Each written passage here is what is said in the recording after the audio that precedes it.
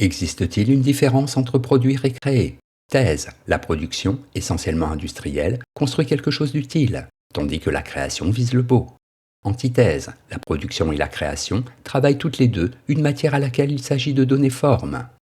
Thèse. La production, contrairement à la création, a des règles à respecter. En effet, si produire est le travail de l'artisan, créer est celui de l'artiste. La production se contente d'être une technique utile aux menus besoins de la société. L'œuvre créée, elle, est plus libre. Premier argument, la création ne se réduit pas à une pure technique. Produire et créer diffèrent par leur technique. La création d'une œuvre d'art n'est pas tenue de copier un modèle ou un original. On admet par exemple que les portraits géométriques peints par Picasso sont des portraits humains, même s'ils ne sont pas réels. Alors que la technique doit fabriquer un objet réel selon un mode d'emploi. On n'admettra pas qu'un lit ait 3 pieds. Deuxième argument, la création a en elle-même sa propre fin. Si l'objet produit doit correspondre à une fin qui lui est imposée d'avance, la fin d'une hache étant de couper, elle sera alors faite tranchante et solide, l'œuvre d'art créée n'obéit pas à une fin, elle ne se révèle qu'après, qu'elle plaise ou qu'elle déplaise n'était pas prévue.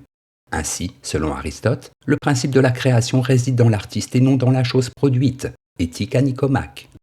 Troisième argument, ce qui est créé est unique.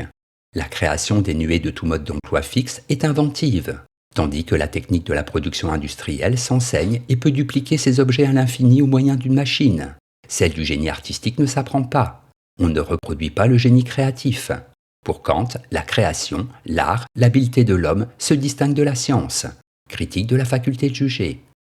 En bref, la production est toujours utile et fabrique des objets destinés à être des marchandises. La création, désintéressée, improvise des œuvres uniques dont l'unique but est la beauté. Antithèse. Produire et créer visent tous deux à faire exister quelque chose. En effet, qu'il s'agisse de production ou de création, nous avons affaire à une construction. Quelque chose surgit de la matière inerte, se met à exister et à prendre un sens. Premier argument. Produire et créer ont un même rapport à la matière.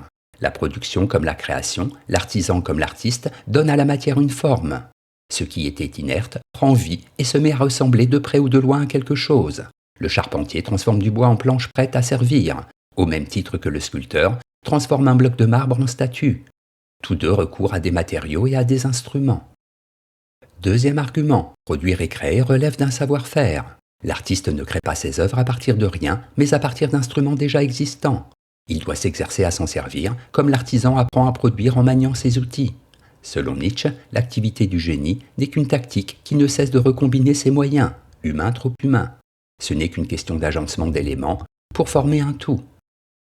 Troisième argument, la production et la création ont une fonction sociale. S'il est vrai que la production peut rechercher le beau, il est non moins vrai que la création peut rechercher l'utile. L'artisanat d'art, aujourd'hui appelé plus communément le design, allie l'art à l'objet mercantile. Une table n'est alors plus simplement une table, mais le représentant d'un style. Ainsi, pour Alain, le beau ne fleurit que sur l'utile, préliminaire à l'esthétique.